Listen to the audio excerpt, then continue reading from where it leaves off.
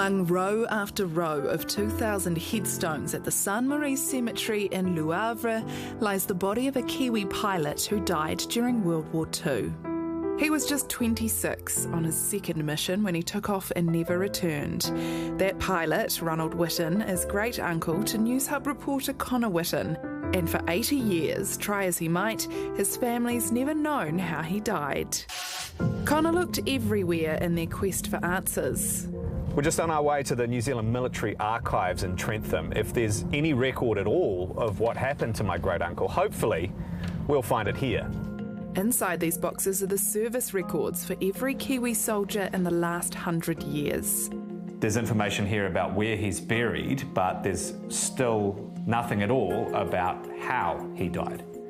They'd turned every stone to unravel the mystery until the answer was found in the dirt in France. A single bullet buried in the garden by Maurice and Christine Etcheteau's house. I found this.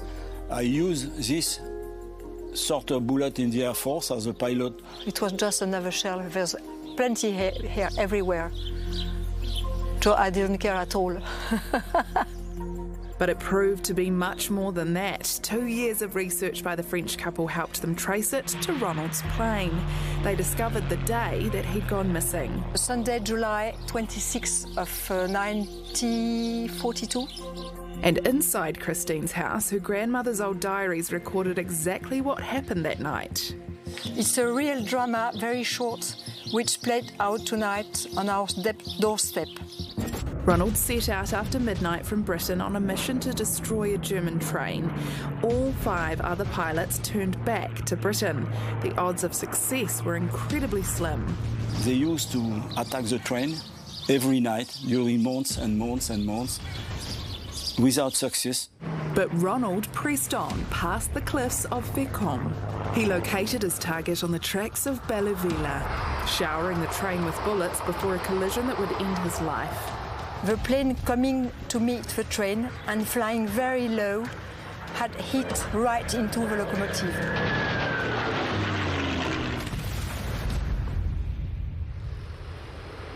He was killed in the impact but destroyed the supply train, a Kiwi soldier who died for France.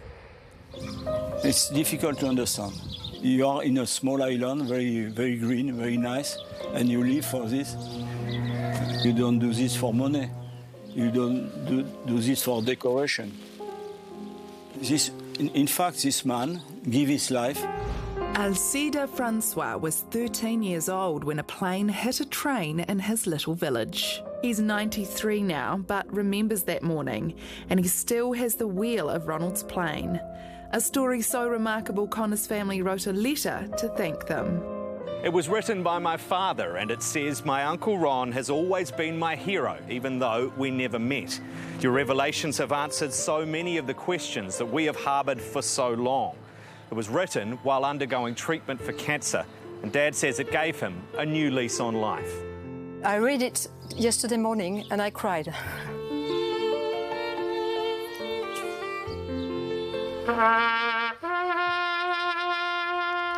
Christine and Maurice were so moved by his story they commissioned a monument to honour his death. It sits by the train tracks where his mission ended. The whole village turned up to see it unveiled. Their names are not engraved on our war memorials, and yet they died for all of France. A story of sacrifice lost to history, solved 80 years later by a battered bullet buried for decades beneath the earth. Wow, what a story. Thanks so much to Connor Whitten for sharing his family's story with us, and I know the family has plans to go and visit France and see it for themselves sometime in the near future.